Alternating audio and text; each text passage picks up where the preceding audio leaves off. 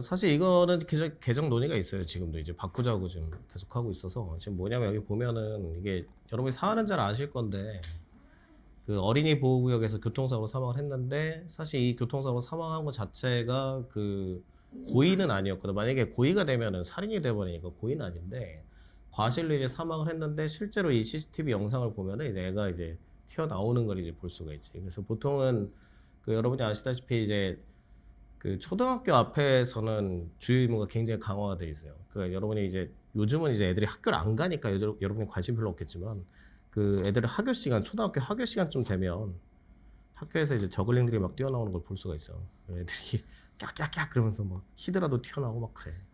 근데 나도 우리 아들 데리러 이제 몇 번 가보면 와, 그게 학교 앞인지 시장 바닥인지 잘 모르겠어. 근데 그렇게 튀어나오는 애들이 과연 교통법규를 잘 지킬 것이냐. 12살, 13살 되는 초등학교 5학년, 6학년도 잘 안 지키는 판국에 7살, 8살, 9살 되는 애들이 과연 잘 지킬까? 그래서 이제 보통은 그 여러분이 이제 이런 과실 얘기가 나오면 무슨 키워드를 하나 알고 있어야 되냐면 요 단어를 하나 알고 있어야 돼요.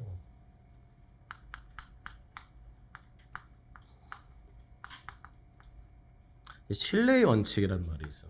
그래서 요거는 이제 면접 때 이제 잘 써먹을 수 있는 표현인데 이런 과실 관련된 거에 있어서는 신뢰 원칙이라는 게 적용되는 게 신뢰 원칙이 뭐냐면 내가 교통법규를 잘 지키면 상대방도 잘 지킬 것이다 라는 거예요. 그러니까 여러분이 예를 들어서 뭐 운전을 하고 간다 치면 그 횡단보도에 빨간불이 이렇게 켜져 있고 나한테는 이제 파란불이잖아. 운전자 입장에서는. 그럼 여러분이 이제 횡단보도 신호에 내가 보고 있는 파란색 신호등에 따라서 나는 이제 가거든. 그럼 애들이 이제 보통 사람들 입장에서 생각해 보면 그 빨간불로 되어 있고 건너지 마시오라고 되어 있는데 그걸 굳이 건널 거라는 것까지 내가 예상을 할 수는 없잖아요. 그러니까 지금 보통 그리고 또 이제 사거리인데 왕복 8차선이라고 쳐봐. 그래서 직진 신호에 따라서 내가 직진하고 있는데 갑자기 저쪽에서 신호 위반해서 좌회전을 해서 나를 들이받을 것까지는 내가 예상을 할 수가 없지. 그러니까 나는 직진을 가고 있는데 저쪽도 직진인데 갑자기 좌회전해서 날 옆구리를 들이받아. 심지어 예전에 이런 사건도 있었어요. 진짜 골 때리는 사건 중에 하나인데 여기 봐봐. 이렇게 이제 좌회전하는 데가 있어요. 좌회전하는 데가 이거 여기 그림이 좀 이상하다. 이 신뢰 원칙이라는 걸 좀 잘 알아두셔야 되는 게 봐봐. 이게 사거리야. 이게 사거리고 이게 중앙선이에요. 중앙선인데 중앙선은 건너면 안 되지. 실선이니까. 근데 이게 실제로 어떤 사건이 있었냐면 여기에 신호등이 이렇게 세 개가 있었어요. 세 개가 있었는데 요거는 파란색이고 요거는 주황색이고 요건 빨간색이야. 그리고 여기는 이렇게 써 있었어. 표지판에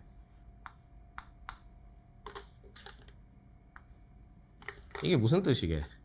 좌회전 금지 구역이지. 좌회전 금지 구역인데 여기 있던 차량이 눈치를 슬금슬금 보는 거야. 여기가 이렇게 2차선인데 여기 있는 차량이 눈치를 슬금슬금 보다 저쪽에서 차가 안 와. 그럼 보통 이 사람이 이제 뭔 짓을 할 것 같아? 왜냐면 유턴하려면은 2km 전방으로 더 가라고 내비가 친절하게 알려줘. 그러면 대개의 사람들은 차가 이렇게 사방팔방에 없으면 이제 뭔 짓을 하냐? 좌회전하지. 아, 이거 한다면 어떡하냐? 이게 이 사람이 그랬다는 거지. 여러분이 그러면 안 돼. 그래서 이 사람이 좌회전 이렇게 했다? 자, 이러면 이제 사건이 안 생기는데 뒤에 차가 있었어. 뒤에 차가 이렇게 해서 받아버렸다? 누구 잘못이야? 이 사고는? 뭐 블랙박스 몇 대면서는 아니야. 그냥 여러분이 보는 거야. 누구 잘못이야? 얘 잘못이야? 얘 잘못이야? 둘 다 잘못은 있지. 근데 여러분이 아무리 불법 그 좌회전 했다 할지라도 내 뒤에 있는 차가 중앙선을 넘어서 내 옆구리를 들이받을 것까지 내가 주의 의무가 있냐? 그건 없어. 그래서 이 사람은 죄가 아니야. 그러니까 그 교통사고에 대한 책임이 없어. 왜일까? 이 사고는 얘 때문이 아니라 얘 때문에 난 거야. 지금 이 사람이 아무리 불법 좌회전 했다 할지라도 그냥 갔으면 사고가 안 나요. 근데 얘가 잘했다는 건 아닌데 이 사고의 원인은 얘 때문이야? 얘 때문이야? 얘야 얘. 얘가 중앙선을 넘어서 들이받았기 때문에 이 사람이 잘못했다고 판단하고 이게 대법원 판례야.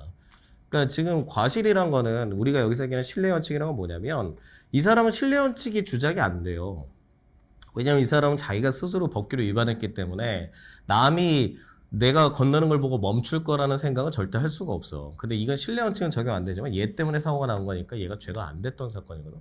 근데 보통은 여기서 이렇게 파란불이 돼 있으면 내가 직진을 하잖아요. 그럼 저쪽에서 이렇게 올 것까지는 내가 예상을 할 수가 없어. 그게 바로 신뢰 원칙이야. 이 신뢰 원칙은 여러분 잘 알아두셔야 되는 게 내가 법규를 잘 지켰으면 상대도 잘 지킬 것이다야. 근데 상대방이 어기서 넘어올 것까지 내가 예상해서 운전할 필요는 없다는 거야. 그래서 이거를 우리가 뭐라고 그러면 이렇게 불러요.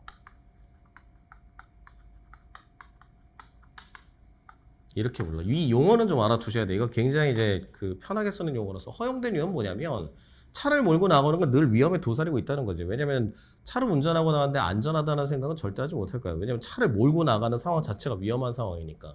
근데 이거는 위험 자체가 허용돼 있다는 거예요. 그거의 가장 대표적인 게 신뢰 원칙이라는 뜻이야. 그래서 요건 좀 알아두셔야 돼. 근데 이 신뢰 원칙이 왜 중요하냐면 이게 적용되는 게 크게 두 가지가 있어. 하나는 교통사고고 하나는 의료사고야. 그래서 올해 이게 둘 중에 하나는 분명히 나올 거거든. 왜냐면 둘 다 좀 시끌시끌해서. 자, 교통사고의 신뢰 원칙이 적용된다는 얘기는 내가 잘했으니까 상대방도 잘했을 것이다. 자, 그럼 사안을 좀 바꿔볼게.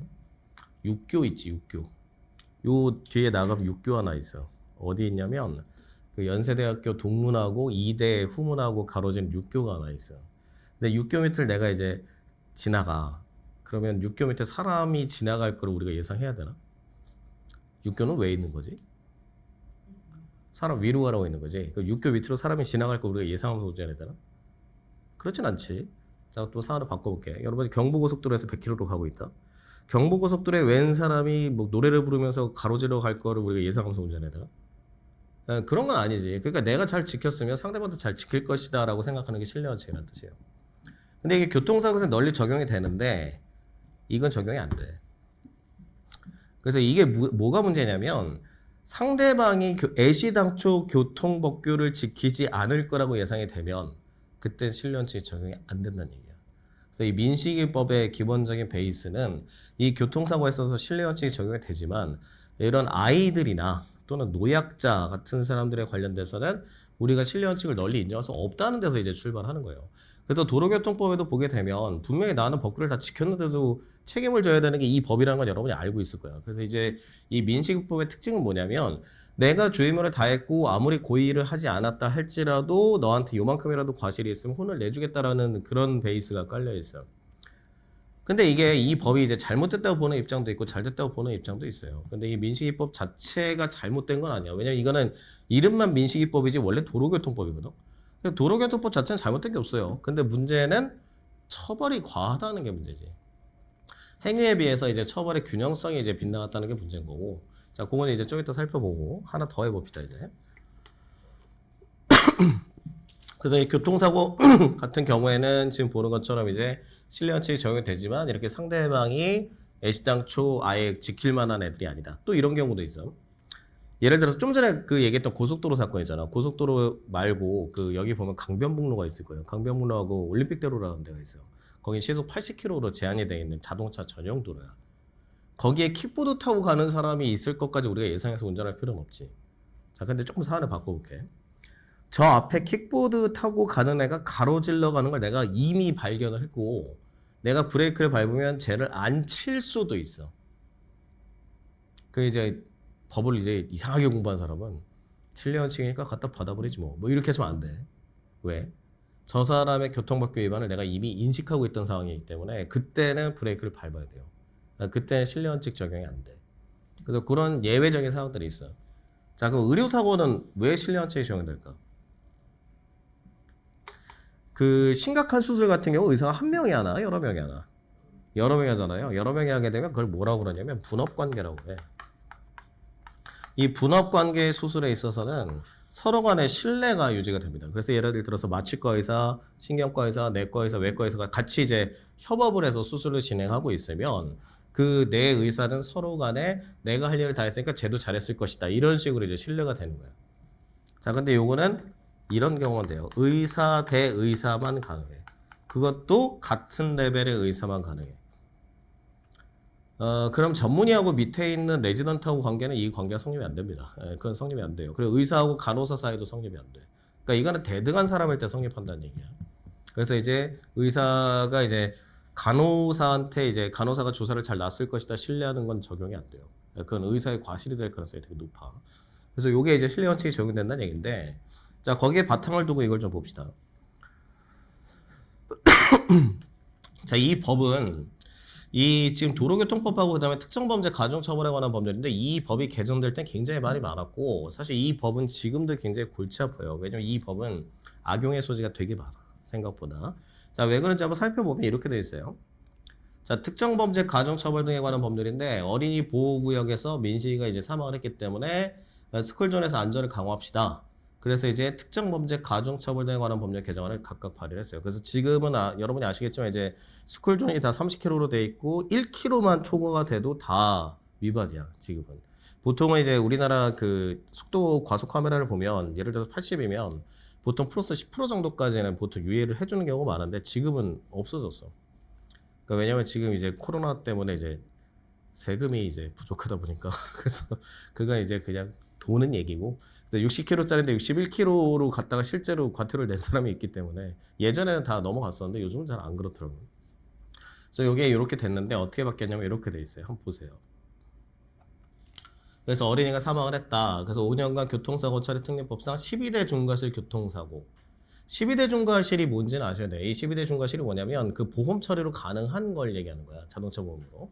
그래서 12대 중과실 교통사고가 36만여 건 발생해서 8,710명이 죽었다. 58만 명이 다쳤다. 그런데 구속 비율이 0.07%라는 거지. 왜냐면 이런 경우에는 보험으로 되기 때문에 그때는 구속을 시킬 필요가 없어요. 그래서 구속 비율이 거의 없고 기소도 25%야. 4명 중에 1명만 기소가 됐다는 얘기야. 그나마 기소가 되는 것도 고의범이 아니지. 그냥 과실범으로 기소가 되는 거예요. 과실범은 징역형이 없습니다. 과실범은 금고형까지밖에 안 나와. 그래서 이런 문제 하나 생겼고, 그래서 어린이 보호구역 안에서 사망사고를 일으킨 운전자에 대해서 별도의 처벌 규정이 없다. 그리고 교통사고 처리 특례법 오히려 가해자를 과도하게 보호하고 있다. 그래서 12대 중과실 교통사고에 대해서 처벌을 강화하고자 법안을 만들었다. 근데 이게 이제 얼마나 쌍막한지 좀 더 보시고 이제 내용을 봐야 되는데 보시면. 그래서 이제 그 도로교통법을 개정했다. 그래서 속도 제한 규정은 있었어요. 그러니까 예전에 그 민식이법 시행되기 전에도 보통은 저거 있었다. 그 어린이 보호구역이라고 해서 30이라고 바닥에 크게 써 있어. 가보셨어 혹시? 초등학교 앞에 보면 바닥에 이만한 큰 글자가 써 있다. 어떻게 돼 있냐면 도로 바닥에 이렇게 쭉 있으면 여기 중앙선이 있잖아. 여기 이렇게 써 있어. 이거는 이제 운전한 사람만 이제 볼 수가 있는 건데 뒤에 있는 사람은 안 보여요. 그래서 이렇게 가다 보면 30이라 써 있고 여기에 이제 그 표지판이 하나 있어. 엄마랑 애가 손잡고 걸어가는 그 표지판이 하나 있어. 그래서 어린이 보호구역에 표지판이 또 크게 붙어 있고 여기 30km 이하로 주행하세요라고 써 있거든 분명히. 그리고 그거 이제 위반하게 되면은 이제 속도 제한 규정을 뒀는데 근데 제일 큰 문제가 뭐였냐면 이 법 시행 전에는 그 30이라고 써 있는데도 30 지키는 사람이 한 명도 없어서. 그리고 이런 생각이 드는 사람들도 있나 봐. 그러니까 보통 이제 어린이 보호구역이다, 속도 제한 구역이다 그러면 새벽 1시쯤에도 30으로 가야 되나? 그거 생각해봤어 혹시? 아침과 점심과 애들은 퇴근이 아니지. 애들이 학교 시간 때는 뭐 이해를 할 수 있는데 뭐 저녁 7시다, 밤 1시다, 새벽 1시다 그때도 30으로 가야 되나? 지금은 그렇게 돼 있어 지금은. 근데 예전에는 밤에는 카메라도 없고 단속도 없으니까 막 쌩쌩 다닌 거야. 그래서 실제로 그렇게 해서 사고가 자꾸 나니까 그래서 이제 어린이를 보호하기 위해서 속도 제한했다, 전방 주시해야 된다. 근데 안 했다는 거야. 그래서 지금 가중 처벌을 하겠다는 거야. 여기까지는 취지가 되게 좋았어. 사실 이 법은 취지가 되게 좋은 법이에요. 그래서 어린이 보호구역에서 자동차인데 여기 괄호 안에 보시면 뭐라고 되냐면 원동기 장치 자전거 있지. 이게 그 자전거에 모터 달린 거. 오토바이도 포함하고. 그래서 사망 또는 상해에 이르할 경우에는 이제 가중하겠다. 그래서 실제로 법이 어떻게 됐냐면 그래서 이렇게 됐지. 이렇게 제한이 됐죠. 그래서 이제 보면은 교통안전에 취약한 어린이를 안전하게 보호하기 위해서 이렇게 다 됐다. 그래서 교통사고 처리 특례법이 가해자를 과도하게 보호하고 있다. 그래서 가중처벌하게 되었다. 그래서 이제 실제로 법을 살펴보게 되면 이게 이제 5조의 13인데 그걸 한번 보시게 되면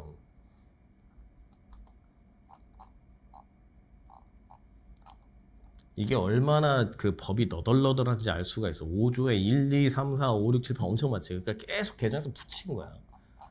붙이다 해가지고 여기까지 있지. 자, 이 본조 신설 2019년 12월 24일 보이시죠? 여기 보면은 이거를 여기 자, 자동차의 운전자가 도로교통법 제12조 3항에 따른 어린이 보호구역에서 같은 조에 따른 조치를 준수하고 어린이의 안전에 유의하면서 운전의 의무를 위반해서 어린이 13세 미만이야. 14살짜리 중학생 굉장히 억울할 거야. 치워봤자. 13세 미만에게 교통사고 처리법 특례법 3조 1항의 죄를 범한 경우에는 밑에 보시면 어떻게 돼? 사망에 이르면 무기 또는 3년 이상이지. 고의범이야? 그러니까 이게 지금 형평성이 안 맞는다는 거야. 지금 이거는 애를 일부러 갖다 차로 들이받은 게 아니거든. 주의의무를 위반했다는 거야. 즉 다른 말로 얘기하면 과실로 인해서 사고가 났는데 무기하고 3년이에요. 다치기만 해도 1년 이상이야. 그러니까 무조건 1년 이상이야. 지금 이렇게 되면 징역형 자체가 몇 년 이하가 없어. 그지? 아마 여러분이 이걸 잘 안 보셨을 건데 징역 또는 500만 원 이상 3천만 원의 벌금에 처한다. 그러면 실제로 어떤 사안인가 봅시다. 도로교통법 제12조 3항이라고 되어 있잖아요. 자, 여기 보시면 이렇게 되어 있지.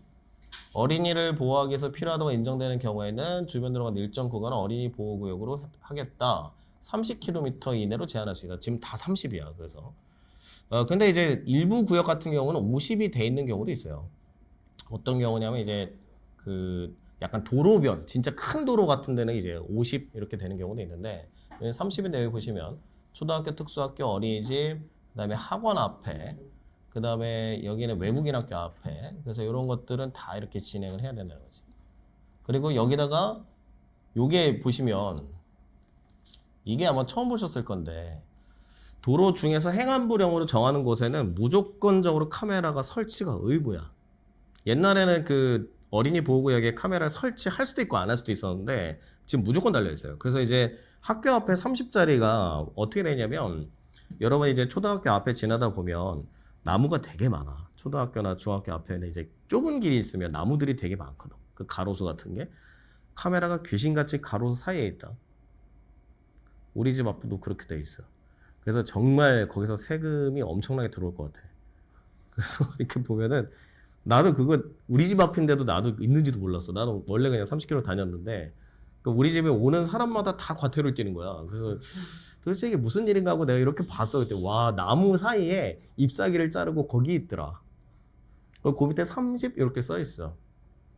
아 근데 그게 뭐 잘못된 건 아닌데 이제 잘 보이는데 설치를 해줘야 되는데 그렇게 하는 경우도 있고. 여기 보면은 신호기, 그 다음에 안전표지, 미끄럼 방지 시설. 그래서 그 어린이 보호구역 바닥 보면 어떻게 돼 있지? 무슨 색깔로 깔려 있어 보통? 빨간색의 미끄럼 방지 그게 다 깔려 있어요. 그리고 이제 학교 앞이 다 평지가 아니고 오르막 내리막이 있기 때문에 다 이제 미끄럼 방지가 있고 턱이 있어 다. 턱에 불편하게 이제 못 넘어가게 돼 있지. 그래서 그렇게 돼 있는데 그래서 요게 이제 요 얘기고. 그래서 결국은 요게 그 위반했다. 그러면 교통사고 처리법 처리특례법 3조 1항이니까 이거 3조 1항을 보면 또 이렇게 돼 있어요. 차의 운전자가 교통사고로 인해서 형법 268조. 268조가 업무상 과실치사상이야. 과실로 애를 죽거나 다치게 했을 때 5년 이하의 금고 또는 2천만 원 이하의 벌금에 처한다. 분명히 이렇게 돼 있거든. 근데 문제는 이렇게 범했을 때는 뭐 한다고 돼 있어? 처벌 수위가 장난이 아니지 지금. 왜냐면 분명히 이게 과실범인데 징역이다. 과실범에 징역 주는 건 이거밖에 없어요. 왜 이 법이 난리가 났는지 아시겠지? 그래서 이 민식이법의 그 취지 자체는 되게 좋았는데 처벌 수위가 너무 맞질 않아. 과실범을 한 사람한테 징역을 처하는 게 과연 맞을까? 물론 이렇게 한번 생각을 해봐. 자, A가 B를 살해했어. 고의범이야. 고의범이고 의도적으로 B를 죽인 거거든. 그럼 얘는 사형하고 무기하고 5년 이상의 징역이거든. 자, 저희 어떻게 돼 있어 지금? 무기하고 3년 이상이지. 자, 이게 과실치사도 아니고 과실치사잖아. 분명히 아까 봤던 범죄이 과실치사를 이제 가중시킨 거예요. 가중시켜가지고 무기하고 3년 이상을 하게 되면 이게 형평성이 맞다고 봐? 이 법은 처벌에 있어서는 완전히 죄형법정주 위반이야. 이 법은. 그래서 이 법은 누가 걸면은 걸 수도 있어. 죄형법정주의라는 걸 여러분들도 좀 아실 건데 죄형법정주의는 이제 뭐 법률주의 뭐 이런 것도 있지만 가장 중요한 거는 범죄하고 형벌하고 균형을 맞춰야 되거든. 근데 범죄하고 형벌이 균형이 맞질 않아. 그러니까 피해자가 어린이 보호구역의 아이라는 이유로 이렇게 가중이 되면 근데 요즘 내비게이션 보면 모두 나와. 어린이 보호구역 회피 안내입니다. 이렇게도 나오잖아. 그러니까 이렇게 되면 이게 좋은 게 아니거든. 그래서 사실 근데 지난 시간부터 우리가 이제 법을 보면서 이제 실제로 내용을 잘 들여다보면 느껴지는 게 하나 있을 건데 우리는 뭐만 했다 하면 처벌만 세죠. 이게 만약에 이렇게 할 게 아니라 그 벌금형을 엄청 세게 때려도 상관이 없었을 건데 굳이 이렇게 무기 또는 3년 이상의 징역까지 가야 되느냐. 그래서 이게 이제 문제가 됐었어요. 그래서 지금 이제 어떻게 됐냐면 이 내용을 좀 보면 그래서 이제 심사를 통과해서 이렇게 됐지. 그래서 이게 이제 시행이 됐어요. 그래서 3월 달부터 시행이 됐어. 그래서 지금 최근에 이 법 위반으로 인해서 이제 문제가 좀 많이 생기고 있지. 그래서 요거 하나 있고 그 다음에 도로교통법도 개정안이 됐었는데 그래서 이제 과속 단속 카메라 아까 보셨던 것처럼 그 카메라 설치하는 거 이런 게 또 있었고 그래서 이제 도로교통 개정안 제한 이유가 이렇게 됐다는 거 보시면 되겠고 나머지는 크게 문제가 없는데 지금 보시면 알겠지만 이게 약간 여론몰이 비슷한 법이었어 사실은 그 뭐 한동안 너무너무 시끄러웠지. 그래서 이렇게 됐고 여기 보시면 이제 사망할 경우 가중하겠다. 그리고 12대 중과실 중에 어린이 보호구역 내 의무를 위반해서 어린이 사망에 이르겠다. 무기 또는 3년 이상. 그리고 카메라를 반드시 설치해라. 이런 내용이 있고요. 그래서 여기 이제 그 개정안이 맨 처음에 보면은 이렇게 좀 차이가 있었어요. 그래서 이제 처벌 수위는 보시면 알겠지만 여기는 3년 이상의 징역이었거든. 맨 처음에 안이 나왔을 때는. 근데 여기 보면 어떻게 돼 있어? 무기 또는 3년 이상이 갑자기 무기가 붙어버려가지고 야, 그 어떻게 생각해?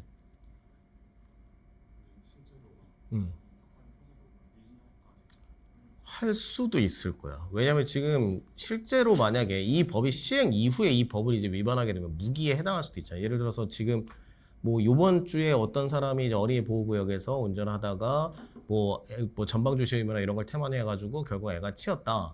근데 이 사람이 이제 애가 결국 사망에 이르렀다. 이렇게 하게 되면은 방금 전에 보는 것처럼 무기 또는 3년 이상의 징역이잖아. 근데 이제 이 사람이 늘 운전 습관이 그랬고 어쩌고 저쩌고 이제 뭐 나오기 시작하면 그때는 무기를 날릴 수도 있는 거거든. 자, 그게 과연 타당할까? 근데 이 무기 또는 3년 이상이라고 되어 있기 때문에 무기를 줄 수도 있다는 뜻인데 근데 우리가 그런 생각을 하잖아. 설마 무기를 때릴 것이냐? 그럼 판사 성향에 따라 달라 있어. 그러니까 우린 그건 알 수가 없어. 그러니까 무기하고 그러니까 지금 보면 알겠지만 징역형밖에 없지. 사람이 죽으면 무슨 형을 선택할 수 없게 돼 있어 지금.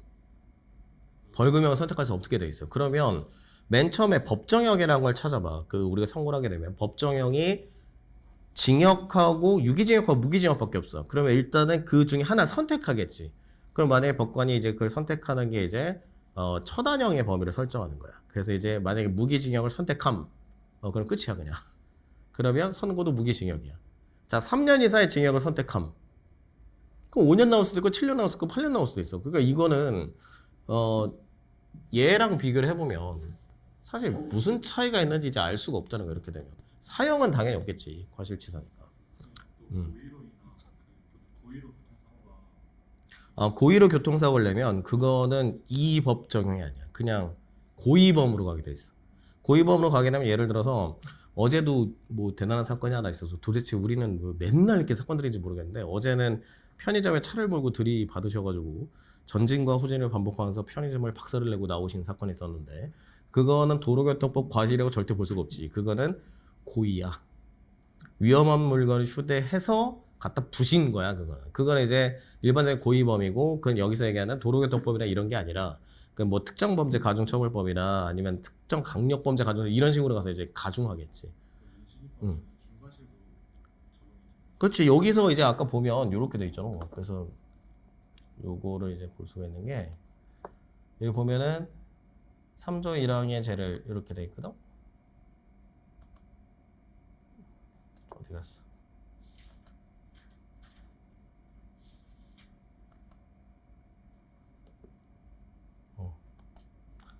형법제 268조거든. 형법제 268조는 업무상 과실치상죄야. 그러니까 중과실이든 과실이든 상관없어. 뭐 중과실은 더 가중처벌되는 거라서. 그래서 268조 자체가 이제 교통사고로 인해서 이제 과실로 인해서 사람을 다치게 한 경우이기 때문에, 그래서 이 법의 특징 자체는 고의범은 배제하겠다는 뜻이에요. 고의범은 배제하고 오로지 과실범에 대해서만 그렇게 하겠다는 뜻인데, 과실범에 대한 처벌 수위가 이렇게 센 걸 여러분이 역사상 본 적이 없을 거야. 자, 과실을 정확하게 여러분의 개념 정의로 봐. 과실의 정의가 뭐야? 과실범. 과실의 정확한 사전적 의미가 뭐야? 과실. 인식이랑 의사가 현저하지 않은 상태. 자, 요거를 한번 보자. 일단 이거부터 해봐. 고의다. 그러면 두 개가 있어야 돼. 이게 고의범이야. 그러니까 예를 들어서 A가 B를 죽인다라고 하게 되면, 나는 B라는 사람이라는 것을 인식하고 있고, 내가 하는 게 살인행위고, 나로 인해서 저 사람이 죽는다라는 걸 인식하고 의도적으로 찌르겠다라는 두 가지가 있어야 고의범이 되거든. 자, 둘 중에 이렇게 돼도 과실이고 이렇게 돼도 과실이야. 과실은 뭐 자체가 없는 거냐면 의사 자체가 없는 거예요. 그러니까 의도적이지 않았다는 거야. 과실을 의도적으로 했다는 얘기는 못 들어봤지. 그래서 누가 그러잖아. 실수가 계속되면 의도가 있다라는 표현을 되게 많이 하거든. 그 왜 그러냐면은 이 사람은 과실을 가장한 의사를 가지고 있다라는 거지. 그렇게 되면 이제 고의범이 되지만, 진짜 의사가 없는 경우는 그냥 과실이 돼요. 근데 과실이 된다는 얘기 무슨 얘기냐면, 이 사람은 이 범죄를 저지를 생각이 없고 단순히 그냥 주의 의무만 이제 잘못했다는 거야. 그러니까 이 사람한테 주어진 의무가 있는데, 그러니까 전방주시 의무라든지 안전거리 확보 의무라든지 이런 의무들이 주어져 있는데, 그거를 제대로 하지 않아서 사고가 터졌습니다. 이렇게 판단하는 거거든. 자, 근데 지금 요 사안을 보면 어린이 안전구역에서는 당연히 30km 가야 돼요. 이거는 원래도 있었던 거예요. 30km 가야 되고 카메라가 있든 없든 이 속도를 유지해 줘야 되는데, 만약에 30km를 만약에 초과했다 또는 30km를 만약에 초과하지 않았다 해도 어떻게 돼? 저는 25km로 갔습니다. 그럼 이 법이 적용이 안 되나? 돼. 그게 문제인 거야 지금. 만약에 20km로 갔다 15km로 갔다 근데 애가 툭 튀어나와서 치였다, 그럼 뭐만 걸리면 돼? 여기 있는 것처럼 1항에 따른 조치를 준수하고 어린이 안전에 유의하면서 운전의 의무를 위반했다. 의무만 위반 사실만 걸리게 되면은 죄다 이 법이 적용되는 거야. 그러니까 이렇게 되면 너무 범위가 넓어지지. 이렇게 되면 죄형법상조 위반이라는 뜻이야. 그래서 이 법에 대해서는 반대하는 사람이 훨씬 더 많아요. 왜냐면 이 법은 지금 보면 알겠지만 너무 급하게 만들어졌어. 사실 이 법이 입법 취지는 되게 좋거든.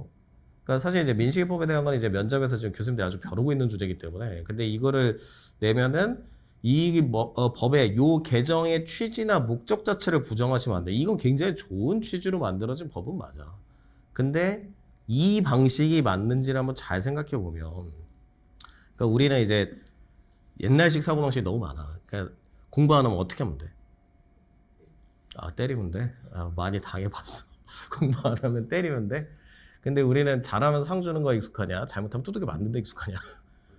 그게 후자에 익숙하잖아. 그러니까 이 법도 약간 비슷해. 그러니까 입법자들이 약간 무슨 생각을 가지고 있냐면, 자기들이 약간 후견인처럼 생각하는 것 같아.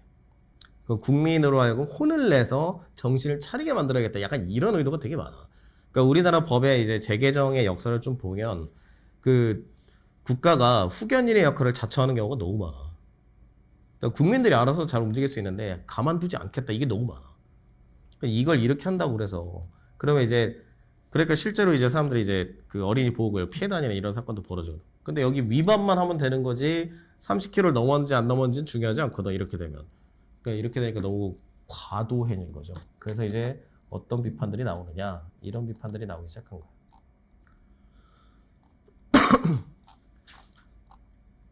자, 여기가 이제 문제예요. 여기 이제 내용을 잘 보면, 도로교통공단 통계에 따르면 2011년 16년까지 5년간 어린이 보행자 교통사고가 23,936건. 그러니까 애들이 굉장히 많이 다쳤는데, 사실 그 안전의무, 운전의무 불이행한 사고야. 사실 어린이 보호구역은 사실 그 언제나 조심해야 되는 게, 특히 이제 애들 등하교 시간에는, 나도 이제 아들님이 이제 데려다 주면서 왔다 갔다 하면서 많이 보면, 전쟁터야, 전쟁터.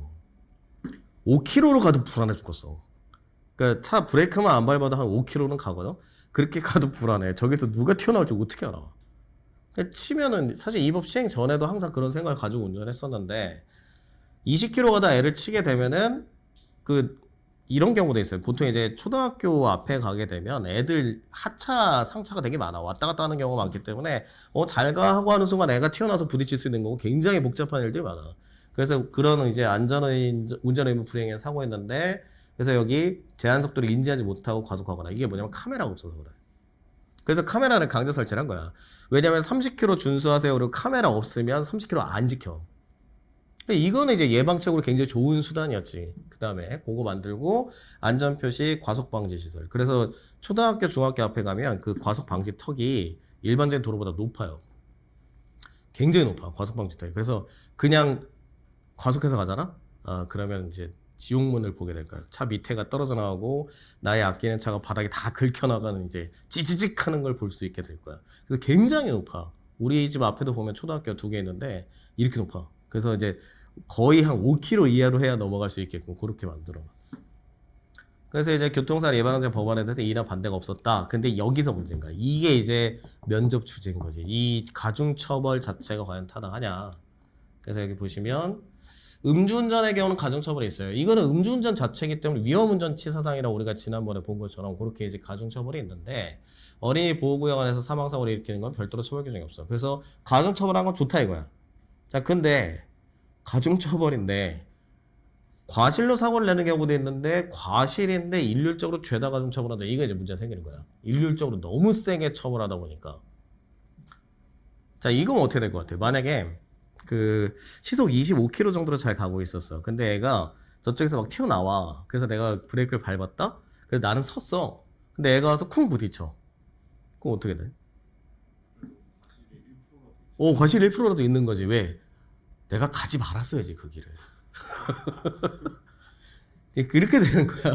그러니까 이게 지금 우리 법의 가장 큰 난점이 뭐냐면 유형화를 절대 안 시킨다는 게 가장 큰 문제고 이 과실의 경우에도 운전자가 과실이 99대 1이야. 운전자가 1이고 애한테 99에서도 하나 1%의 과실이 있지. 1%의 과실이 있으면 의무 위반이 1%는 있다는 얘기잖아. 근데 상해하면은 처벌이 엄청 세지. 만약 애가 푹 부딪혔는데 애가 어머 하고 놀래서 머리가 뒤로 넘어지면서 죽었어. 그럼 나는 어떻게 돼? 3년 이상 무기야. 그러니까 이 법을 모르는 사람들은 그냥 막 아유 그래도 가중처벌해야죠. 이거는 되게 무책임한 발언들이야. 그래서 보통 이 민식이법에 관련된 이제 면접 주제가 나오거나 실제로 이제 토론하게 되면 뭐 대학원에서 토론이 되게 많았거든 이런 게.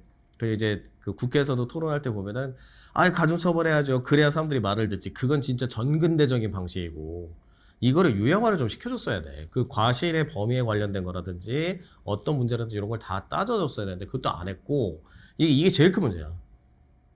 경미한 접촉사고 어떻게 할 거냐는 거야. 이 사람한테 과실이 0%가 되는 경우가 정말 있겠느냐. 그래서 여기 보시면 요게 문제다. 이 마지막 문단을 봐봐. 분명히 이거를 이제 항변했던 사람들이 뭐라고 그랬냐면 재판 과정에서 법률상 말고 재판상 감경할 수 있지 않냐, 장량 감경할 수 있지 않냐 이렇게 판단했었어. 그거는 법관 따라 케이스 바이 케이스야. 그거는 안 돼. 그렇게 하면. 그래서 여기 있는 것처럼 과실이나 경미한 교통사고에 대한 가중처벌 경감능이나 규정이나 단서가 없음을 지적하는 게 무슨 뜻이게? 합의를 했을 경우라든지 정말 경미한 사안이어서 그거에 대해서 저쪽에서 처벌하는 걸 정말 원치 않는다든지 이런 표현들이 들어갔었어야 되는데 그거 안 하고 그냥 어차피 12대 중과실 중에 어린이 보호구역에서 교통사고 굉장히 심각한 거니까 세게 때립시다 하고 그냥 통과해버린 거야. 그러니까 이거는 지금 그 심도 깊은 논의가 전혀 없었어요. 사실 이거에 대한 거는 앞으로 굉장히 많이 바뀌어야 될 거야. 지금 이거는 되게 위험해.